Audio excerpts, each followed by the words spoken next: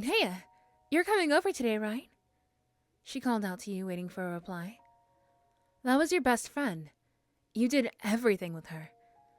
People often thought you had deeper attachments to her. It was obvious that you liked her. But you weren't too keen on letting others know. Great. I'm so glad to have you come over. It feels like it's been centuries. Besides, my mother really misses cooking for you too. She said it feels amazing having someone other than her ungrateful daughters to cook for. Isn't that crazy? She's so rude sometimes. You told Kiki that it's not nice to talk about her mother like that. And maybe she just likes hearing that she makes amazing food, you know? She nodded and scoffed at you, looking to the side. I guess, but she doesn't have to be so mean about it, you know? I try really hard to be nice to her. I mean, come on. You know how I am.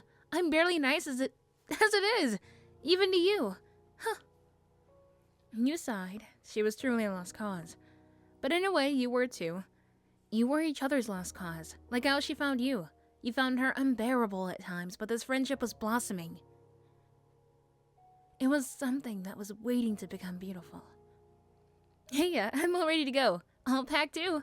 Gosh, I don't know why it takes so long to get everything together when I'm just going back home, but all these art projects are heavy. Really heavy. Honestly. You could always help me carry something, you know. You smiled and helped her carry her belongings all the way to her car. Let me pop the trunk, okay? Got it. Alright, just go ahead and place your stuff first.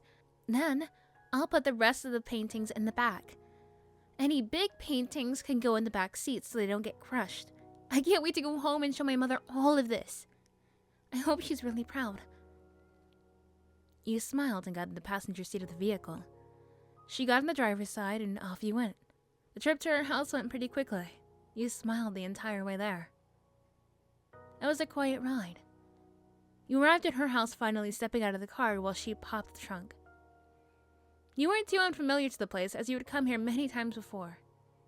It's just been a while since your last time at this home. Gosh, it feels so good to be home again. It really does. It feels even better to have my best friend here too. You have no idea. Thank you for coming along with me this time. I know your parents aren't exactly cool with mine, but my mother really doesn't mind you being here. Just then, she was cut off suddenly. You were so curious as to why. She was staring at another car. This left her speechless for some reason. You wondered why. You were completely clueless. Suddenly, she looked up to the second-story window. There she was, her sister smiling mischievously out the window. Your sister turned her attention towards you and off her best friend waving. You were flustered, turning to your best friend. You saw she was furious. You asked her what was wrong, and for a while she didn't respond. She was quiet, and then she slowly spoke. I was told that she isn't supposed to... I thought my sister was gone for a few more weeks. She giggled softly, trying to dismiss the entire scene which had just occurred right in front of your face. You wanted to ask more, however. She promptly interrupted you. Come on, help me with all the stuff in the back. It's not gonna bring itself in, you know. Hurry up already. You hurried, helped her with all of her belongings, following her to the front door of the house. She rang the doorbell and was greeted by her mother with open arms, smiling brightly. Hey, Ma, I'm glad to see you too. She smiled, but was struggling to stand from all the heavy luggage. I wouldn't mind, you know, getting to put all this down. Is that okay with you, Ma? Her mom laughed and cleared a pathway for the two of you to clear through. You stepped through past her mother, giving her a small nod as she smiled at you, saying, It's great to have you here. You thought about the scene from earlier and was worried if Kiki was okay. It didn't seem like they were exactly too friendly with each other. And it didn't seem like this was exactly the time for you to be hanging around. You felt as if something was going on between the two sisters. And for some reason, you felt as if it involved you. After you were done helping Kiki with her belongings, you sat down on the couch before quickly having your thoughts interrupted. Hey, we cleared out a guest bedroom for you. Why don't you let me help you carry everything up to your room? After I finish that, I can come back down here and help Ma whip us up some food. Sounds good, bestie? You nodded and proceeded to go upstairs following Kiki. You were so used to sleeping on the couches while you were visiting.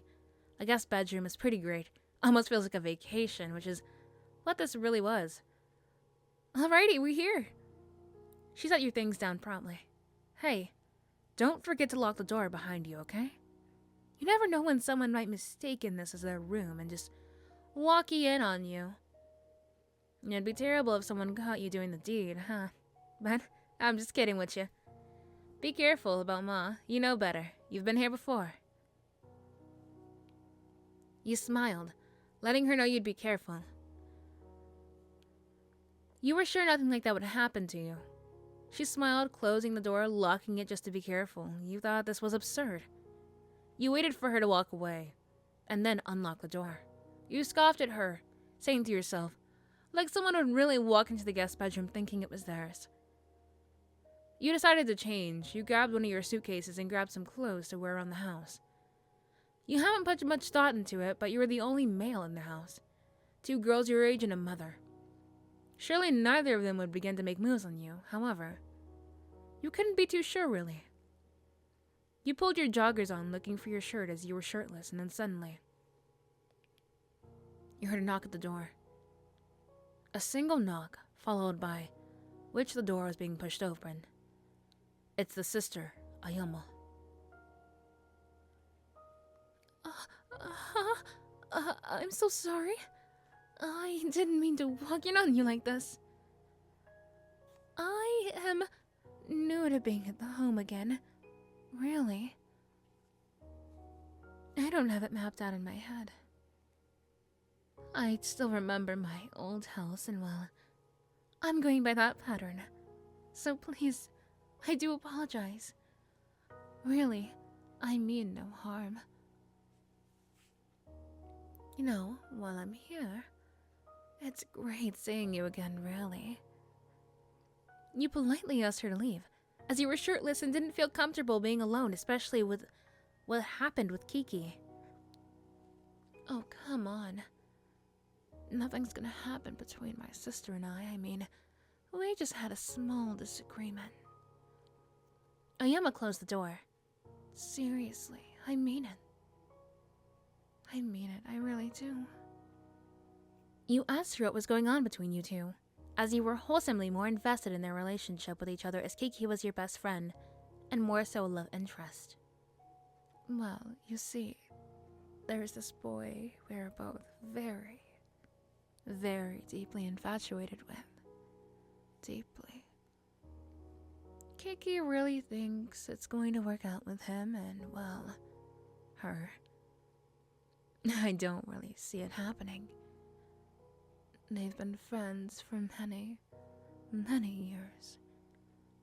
While I think their relationship is cute, I believe he needs someone who can take care of him, both mentally and physically, if you catch my drift. You were deeply confused. Kiki liked someone else? You started to look away from Ayama, being lost in thought as Kiki was the only one in your life you would truly yearn for. The one who you wanted to settle down with. She was your future, past, and present. There was no way you'd let her go, even with some other man in the way. You made this clear to yourself, and asked Ayama if she knew who this man was, or what he was like. You're really dense, are you? You really don't know this man, huh?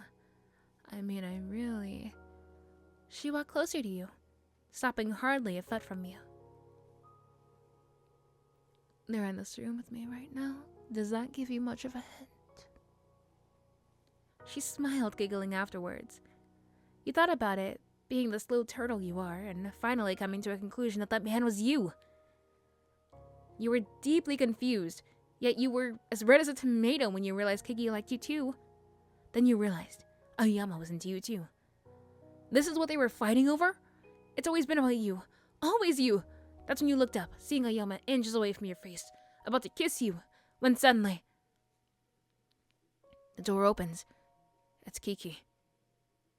What do you think you're doing here, Ayama? You're not supposed to be in here. Mom told me she put limitations on you not to enter here, and you... She quickly darted over to you. Why didn't you tell her to leave, or call for me? Oh, calm down, sis. I've always shared everything with you. Can't you just share this one thing with me? I promise I won't use them up completely for you. I can even make a small pinky promise. I'm plenty sure he wants both of us, isn't that right? They looked at you looking for an answer. Well, you didn't want to add to their drama that was already occurring, and you had already came to a conclusion about who you wanted to be with. You professed your love to Kiki and telling her you've always loved her since you were little, and your heart would never waver for someone who's already cheated on him twice. They always come back, you know. You're no different. You came back a second time, and you'll come back a third. She quickly left the room, storming out on her own. You really mean it? Tears began falling past her cheeks, smiling. I suppose my sister already told you, but I feel the same way, and my heart has never wavered from my feelings for you despite the people you've seen me be with. It all trails back to you. You smiled, embracing Kiki in a hug, smiling. This was going to be a vacation to remember, you thought to yourself.